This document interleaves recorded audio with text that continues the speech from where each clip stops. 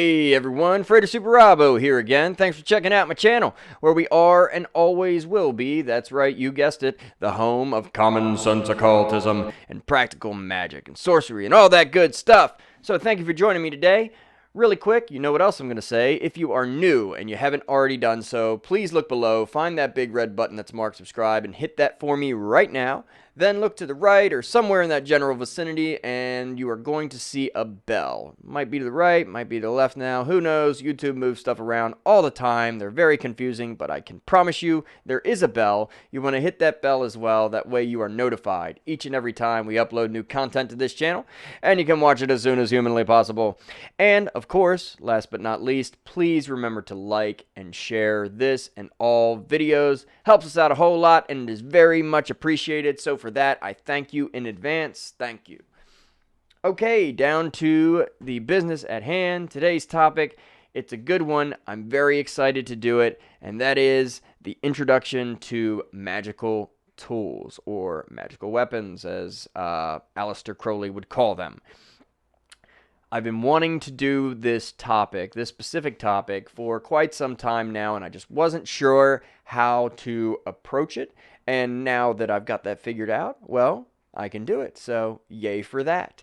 So, yes, the introduction to magical tools. Now, I'm calling it an introduction because, that's right, this is going to be a series on magical tools, specific magical tools and implements, their correspondences, what they're used for, and the creation of these objects.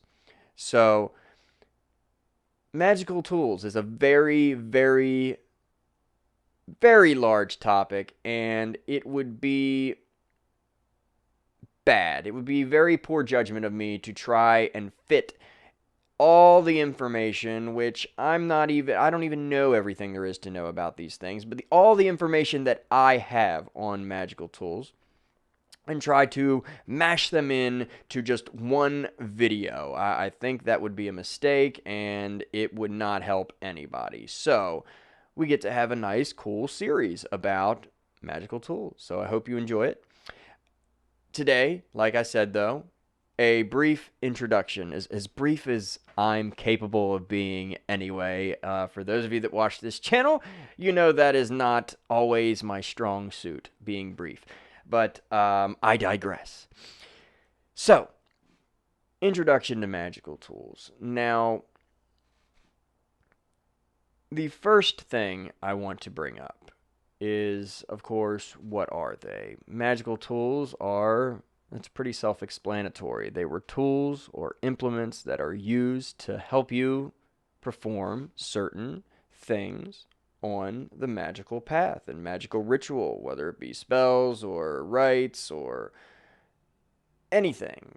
Evocation, invocation, creation of a magical sacred space, all these things. Magical tools work with the magician to accomplish a certain task or duty in magic. Now, I know there are going to be people, most likely, in the comments section, or people that just, stumble upon this video and they cry foul, and they just love to point out that you don't need magical tools. All I need is my finger. I'm a real magician. I'm a real witch. All I need is my finger and the power of my mind. And while that very well may be true, I will combat that with this response and say, one, magical tools are cool. And they're just awesome. They're fun to create, they are cool to have, they look pretty damn awesome, and they're just all around cool. So if you don't have them, you're missing out. And two, while it may be true that yes, you can perform lots of magic with just your hands, waving your hands, or in your mind, or whatever, but there is a reason that the great mages and sages throughout the ages, as I say, put these instructions down. And specifically mention these tools because they perform a function, what I believe to be an essential function in many cases. I feel that we get way too caught up in this this freedom of anything I want can be anything I want it to be. So I don't need this. I'm going to throw out the book. I think that is a mistake, especially if you're just starting on the magical path. I think that throwing out the rule book and all that stuff that has worked for countless magicians, countless sorcerers and practitioners of magic throughout antiquity. I think it is a mistake to throw away the rule book and let's just start breaking rules before we even knew what the rules were. And we find this a lot in modern magic, unfortunately. And I think it's a great sin of the modern magician, so to speak, to kind of throw out the rule book. Let's make anything we want it to be, and that's that. If you don't like it, well, you're not a real magician. You don't understand magic. You just don't get it. You know, these are the same people that tell you it's just all in your head anyway, so, which to me, that just kind of makes you sound a little crazy, you know, if you're talking about, you know, that as an argument. But anyway, you all know my feelings on that. But I think it's a mistake. I think it's a mistake to bypass this beauty of the creation of the tool, or the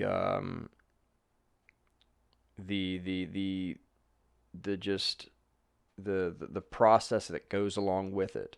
And even if you don't create the tool yourself, if you have a say in the creation of it as to what is being put on it, because, you know, quite frankly, not everybody is artistically gifted. We know this.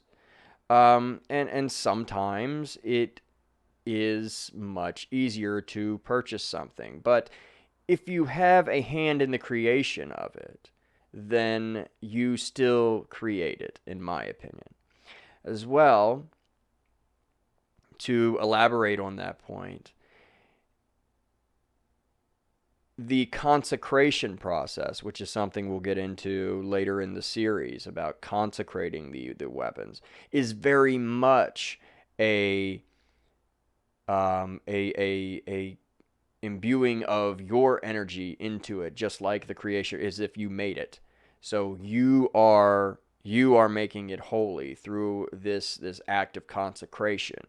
So you do create it. You may have not built the object itself, but you created it. You made it into the now holy magical object that it now is, and it now serves that magical function for you, the magician.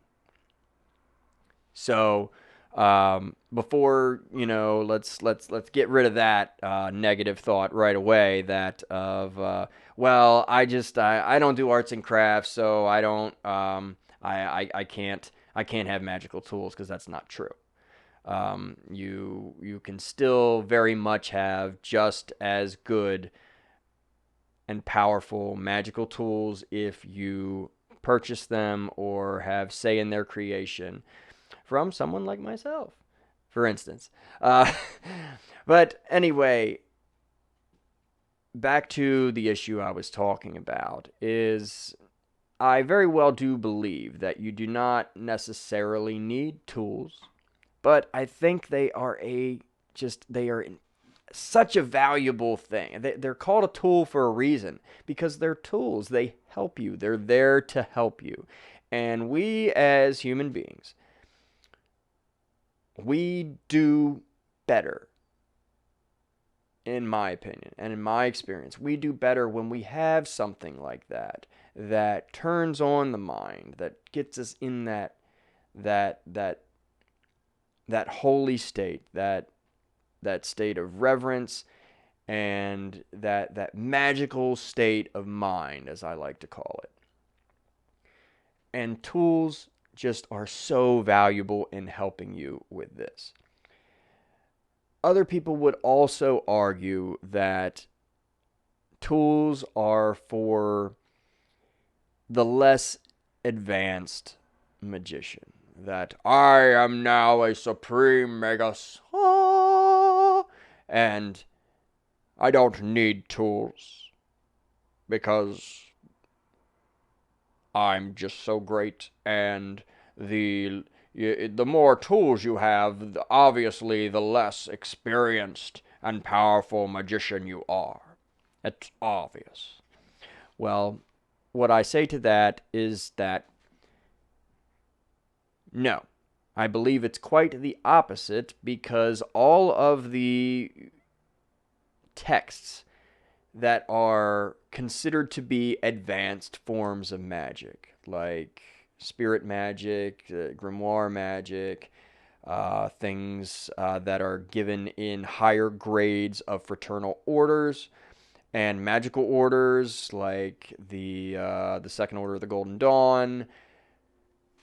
These things,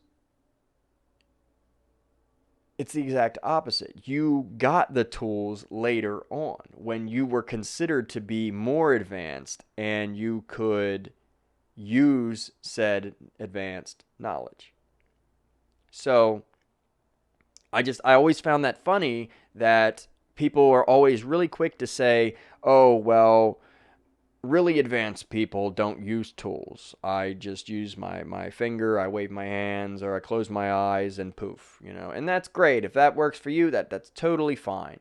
And I'm not knocking anybody that does that or that can't necessarily make tools at their present state, or can't purchase them or whatever. I am a firm believer in working with what you have and making the best of it. And I'm actually going to go into that later in the series about how you can do this. I don't want to call them shortcuts, because I don't believe there are any shortcuts in magic. I think if you go into it looking at it as a shortcut, you're selling yourself short, actually, and you're setting yourself up for failure. But that's a topic for another day.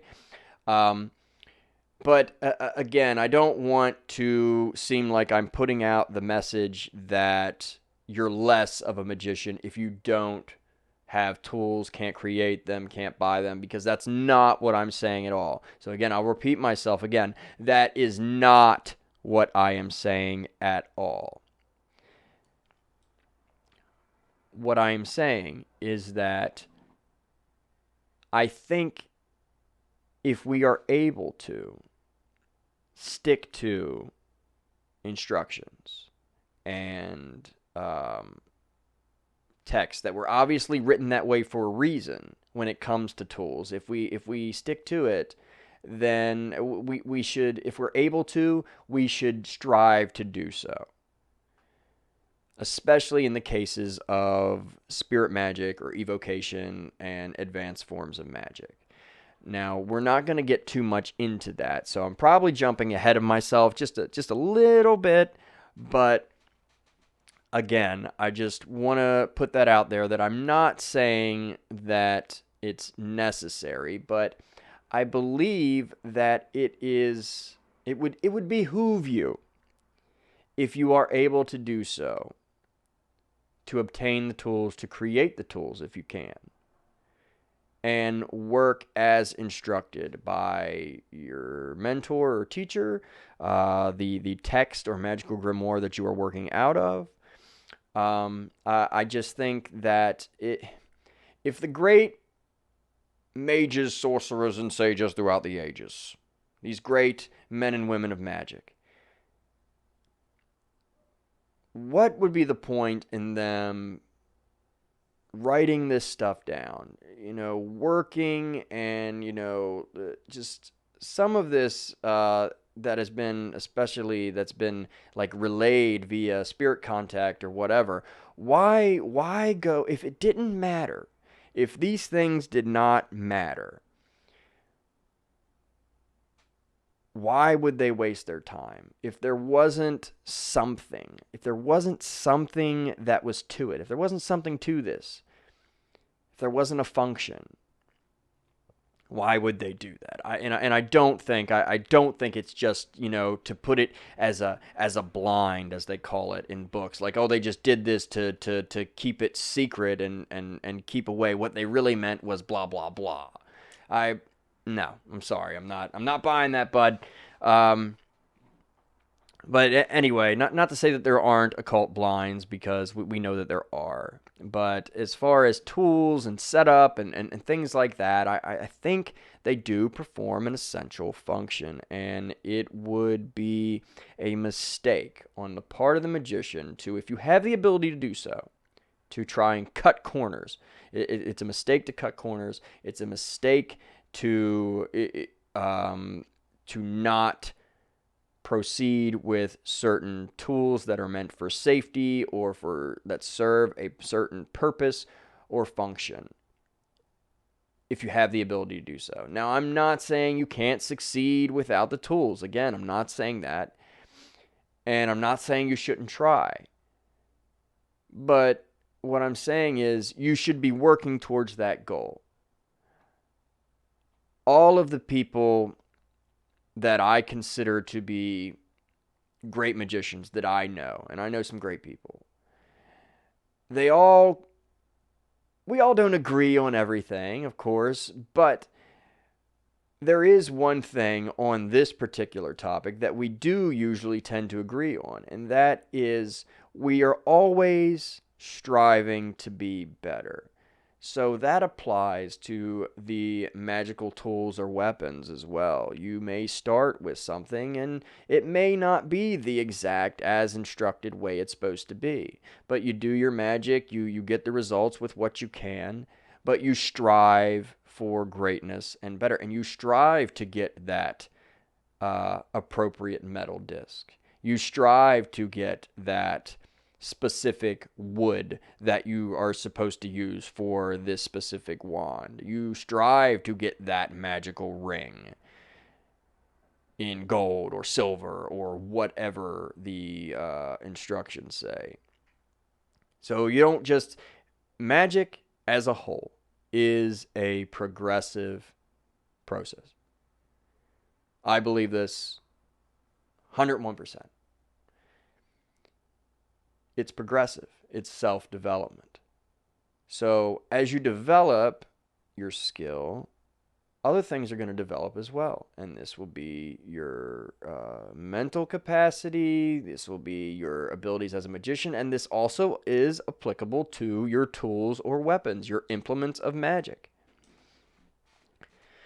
So now that I got that rant out of the way on why I think that these things serve a purpose, and again, I'm pretty sure I said that they're cool, right? I said they were cool, didn't I? Because they are. But now that I got that out of the way, that is a brief introduction to tools. Let's talk a little bit more about specific tools. And I'm going to try to not confuse anyone that is a beginner, because that's what happened to me. I got very confused on the topic of tools. Something that should be simple, that should be pretty cut and dry. Like I said, you have this performs this function. But because of the way ceremonial magic is, and how eclectic everything is now, which I love, by the way, but you can get confused really, really quick as a beginner. If you're reading more than one book at once, and you get to talking about tools and what they represent, and it just all seems like gibberish to you, because you're like, wait, I thought if this is for this, why do I need this? And I don't have enough room on my altar for all these things. So I'm going to try to not put get everyone confused like I got confused in my early stages. And where I think this tends to happen. You've all heard, if you've watched any of my videos, you've heard me say, talk about Golden Dawny magic. That's why I call it the Golden Dawny method, or Golden Dawn magic, which is really, of course, magic that stems from the Hermetic Order of the Golden Dawn, the Order of R at AC, I believe, and the Order of AA, which is very much based on Golden Dawn magic. It's the same type of setup in a way, but Rosicrucian based Golden Dawny second order magic. Because, as you know, in the Golden Dawn, you really didn't do any magic in the beginning. It was all training to do advanced forms of magic. Now, in some Golden Dawn orders, that's quite a bit different, where you do get forms of magic from the beginning, and you get rituals handed out to you in the First Order that used to not be given to people in the First Order. It wasn't given until you were invited into the Second Order. But that's a whole other topic right there. But again, that goes back to what I was saying before, that it's quite the opposite. The more you advance, the more tools and responsibilities and implements you used. So, what I'm going to talk about for the next couple minutes, and when we to wrap this video up, is the Golden Dawny style and views on magical tools, and why this can be confusing, and how we can kind of try to avoid that. Because again, we see several different things now. We didn't have access to this, many years ago. But now there is just so much information. There's information on YouTube. There's information all over at the click of a mouse, the type of a keyboard, and there's books. People still do have hard, copy books, print books. Believe it or not, people still have them. So, and there's all sorts of books with all sorts of information. And like I said, you can get confused really, really quick if you're reading more than one, especially if they're from different traditions, because one will say this, this, and this, and the other will say something else that seems like it's almost in direct opposition to what you just read, or at least making it more confusing than it needs to be. And that's what I don't want to do. So now let me get a little bit personal real quick and just explain what I mean by that when it happened to me.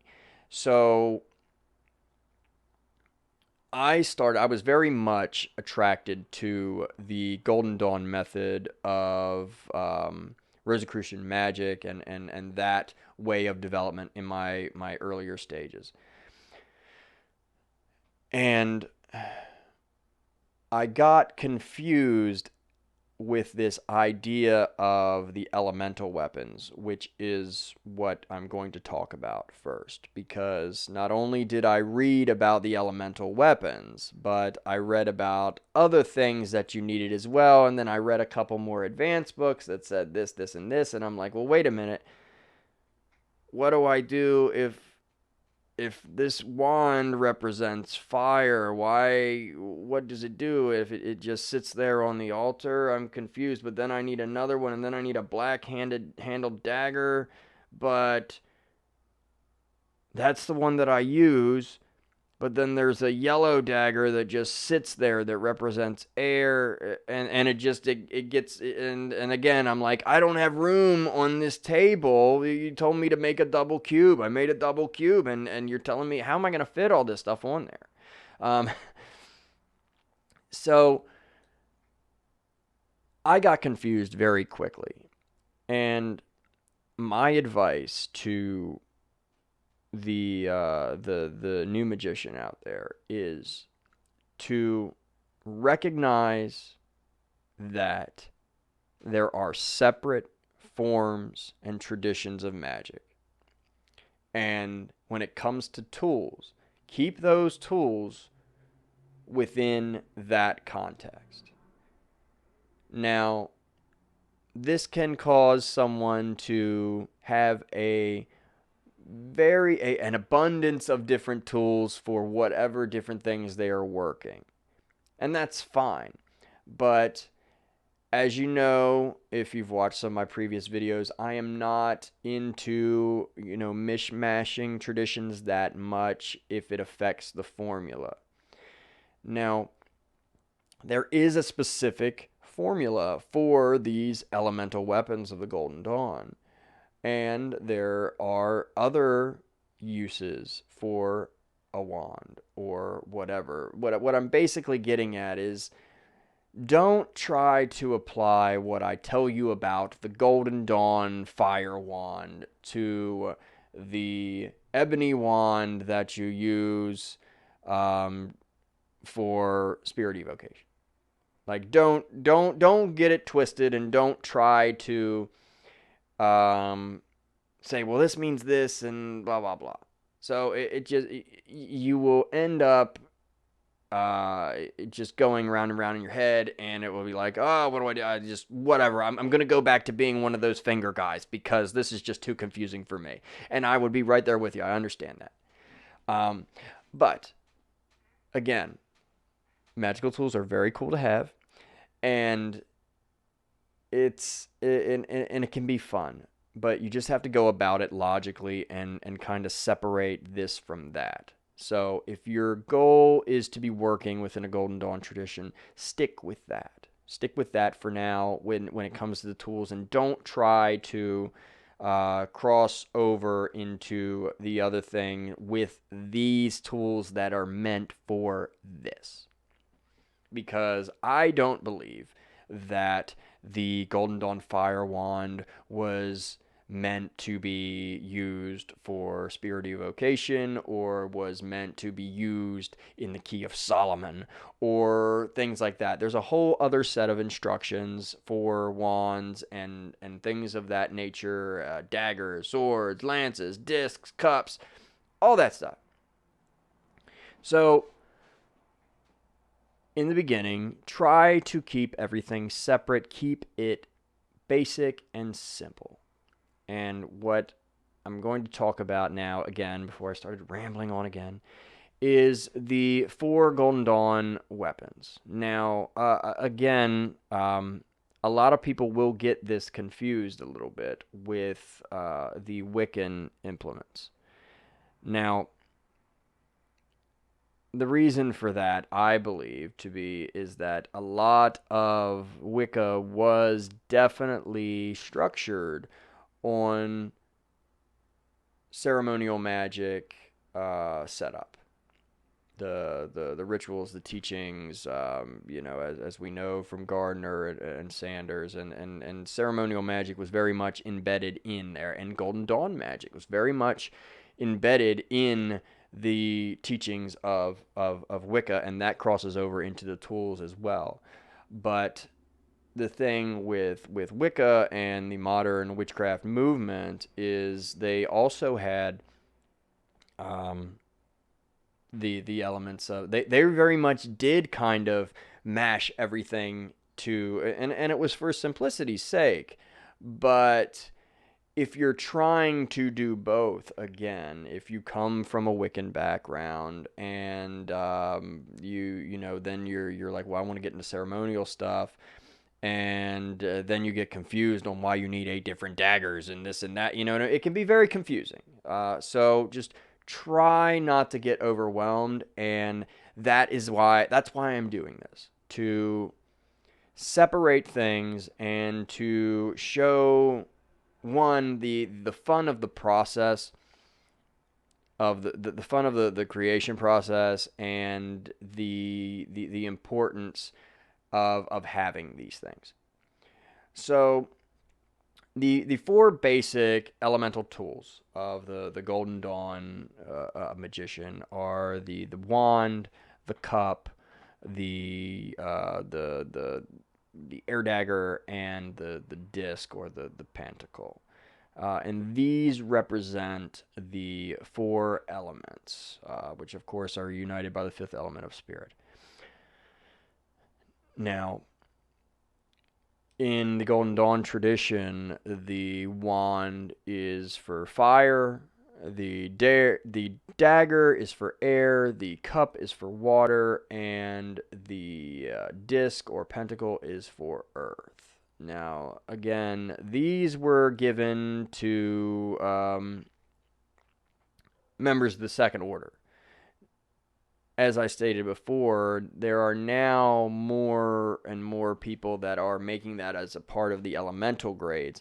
And if anyone that's worked with the book Modern Magick, and this I think is a very good idea. I thought this was great of what Craig did in this book, was along with the elemental grades was the creation of a specific tool that corresponded to the element of that grade. So for starting working up in that hermetic Kabbalistic formulae of the tetragrammaton and the Yod He Vav He formula, working from the bottom up, going to earth, to air, to water, to fire. So while you were getting your earthy energy on, you would create your pentacle. While you were doing the next level up in your air and intellect and embodying the air energy, you created your air dagger, and then so on and so forth. The chalice or the water cup, and then the fire wand finally representing Yod. And if you want to get started with something like that, that is great. And if you're working through modern magic, I think this is one of the better things for getting people started in being able to create things as a part of the magical process. Now, we're going to get into a lot more stuff. Like I said, this is just an intro video. And I'm going to go into specific tools. And yes, I will show some tools. Some I'm not allowed to show, but some I will show. And you've probably seen some in the background here. Just so you can get a general idea of, what this looks like, and, what you may want to do, or ideas, and just, things like that. So in the future videos, that will very much be a part of it, because we're going to dive in. We're going to break down more specifically the implements themselves. Now, as a further side note, for those, because I'm giving you guys some homework here. For those that may be past that elemental stage, that maybe the Golden Dawn is not their way, and they want to get into more complex definitions of the tools, you can always pull out the big blue book of hold on one second. Here we go. You can always pull out Magick Book 4 and confuse yourselves to high hell. I'm joking around, but you really can get. It's easy to get confused because this is a very. I consider this to be an essential text, but I consider it to be an advanced text as well.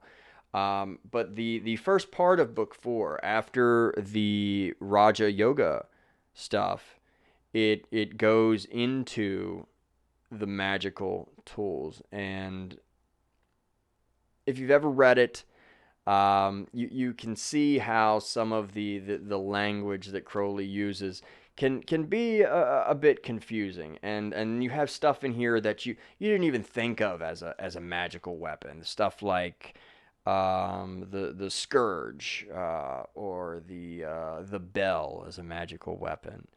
Or not, that's why I like to use the word tool. The bell, the lamen, and then of course you have the traditional. You have the wand. You have the disc, the pentacle, the sword, the dagger. You have all these things, but if you go and read this after you're trying to work through the modern magic type stuff, if you're doing the elemental stuff, and you're like, okay, this is what I know. I know the 4 elemental weapons, and um, I have a general use wand and a black handled banishing dagger, and that's where your field of operation is, and that's what you know. And then you go and read this. Well, you can get yourself really confused because it is not explained in that way. So I encourage everybody to read up on text like this. But if and when you do, don't let it discourage you, and don't let it the instructions that it has to be of the purest gold, and the incense holder, the incense censer burner has to be 3.3 inches to scale, and the wand has to be of come to a flaming yod at the top, and don't let that stuff overwhelm you, because that's where you're going to not only get confused, but that's when you start saying, well, this is never going to happen, and you lose that striving for development. And as I already mentioned, I think it's important to strive for those ideals, to try to say that, what, I'm a badass magician, and one day I will have that crown of pure gold with the 5 pentacles and the hexagram in the back, and I will have the sword of Solomon with the engraved blade and all that stuff. So you're gonna find that, just like everything else in magic and in spirituality, your tools and your weapons are a journey. They're a progression. They are a journey, and it's one of the most fun and cool aspects of this journey. Honestly, it really is.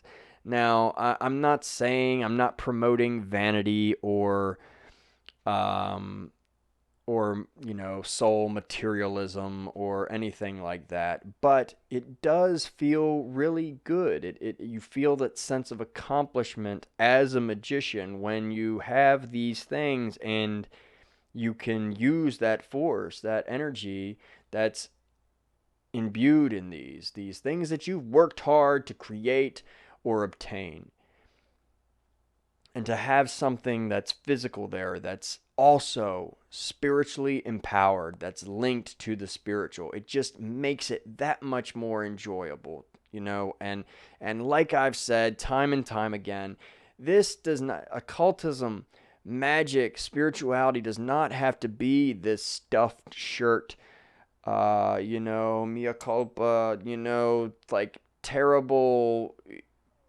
like, just, it doesn't have to be all work. I mean, it is work. It's a lot of work, but the work is fun. Like, if you don't enjoy this, if you can't find enjoyment in your magical practice, in your spiritual practice, if there's not a love there, if it's just this, you feel like you're doing some form of penance by doing magic or whatever, then maybe magic's not for you. Because the people that truly love magic, that love living a spiritual life and get like engrossed in it, they all see it as fun. It's fun. It's fun to interact with other magicians. It's fun to create tools and implements. It's fun to do ritual. It's fun to celebrate. It's fun to connect with the divine as you see it. It's fun to interact with spirits. It's fun to overcome something that they've thrown in your way and have that sense of achievement. It can be very enjoyable. It can be a pain as well. But again, you are always given the remedy for that pain through magic, as I've stated in previous videos. So that still applies here with magical tools. And to tap into that fun factor, and you know, anyone that knows me knows that I am not trying to, I can be silly and goofy, but there is nothing I take more seriously than my spiritual practice and the practice of magic. It's my calling. I believe in it 101%, and I love it, and I love to connect with the gods, the spirits, whatever term you want to use. So that is fun for me, and I just I really want to put out the message of enjoyment, of finding that joy in the work, that joy in the progression and the self-development.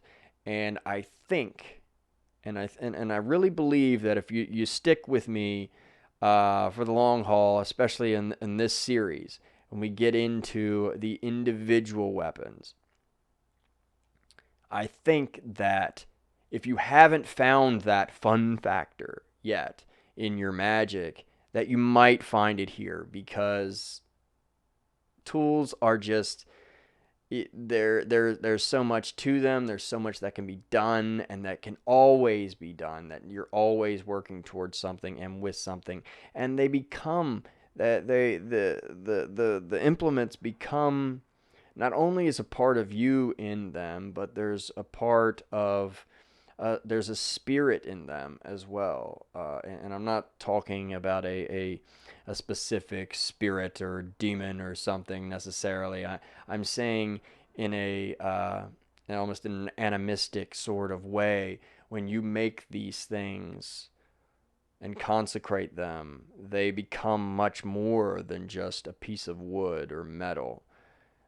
They become a living thing. If you didn't believe that there was life in inanimate objects before, then to be a magician, you very much will believe that these things, once consecrated and you perform the act of magic upon them, that they are living things that assist you, that are connected to you, and that is that can be a very interesting and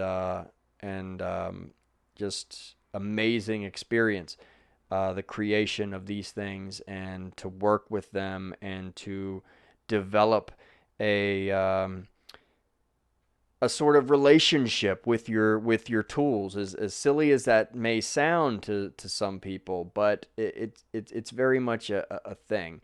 And I know I've gone over, and again, just like with a lot of my videos, this kind of took a little bit of a more detailed, sentimental style of a turn with the video, but stay tuned, because I really hope like I said, if you haven't discovered that fun factor in your magic yet, I think that you might find it here. If you haven't found enjoyment in doing the work, you can find it through tools. You can see your accomplishment, and it's just it's going to be a lot of fun. And this is just, like I said, a brief introduction. I know I went into the elemental weapons just a little bit, and in the next video, I'm probably going to work from Earth up and go that route. And once we accomplish that, then we'll go into some of the other stuff, where is, you know, why the grimoires have this, and what this means, and how that differs from, you know, the elemental structure, but still having an elemental structure of its own, just not the Golden Dawny style. So read book 4. Check out some information. Comment below, and let me know what you think about magical tools in general, and if there's any specific questions or thoughts, or things that you might like brought up in the specific tool videos that are to come. So I encourage you to stay tuned for that. This is going to be awesome. And find your fun factor in your work. It's the great work. It's a lot of responsibility. We do the work here. That's what this is about. Self-development, doing the work, finding your life's purpose, and becoming the greatest version of yourself. But that should be a fun process. So don't forget that. And I will see you guys in the next video. Please look below, and make sure to check out social media. And again, the merch store is always there. Check out some super awesome shirts. They're not specifically magical weapons, but you know, the robe is. So you know, a pretty cool magic T-shirt. You can wear that during your magic, and you can support and let everyone know that you're a common sense occultist, and all that good stuff as well. So make sure you check that out. The links are in the description, and as well as the links to my Patreon. And feel free to ask me questions. Like I said, I do, if you are looking to have tools made, or services performed, I do that as well. So everything will be in the description. Shout out to all my Patreon patrons. Again, that link is below. I will be doing a giveaway. I haven't forgotten about the goal giveaway. So you know, we're coming up on 600. That's closer to 1,000. So as soon as we get there, guys, I will be doing a giveaway of something very awesome. So like, share, subscribe, and I will see you guys in the next video. HOTEP, and have a magical day.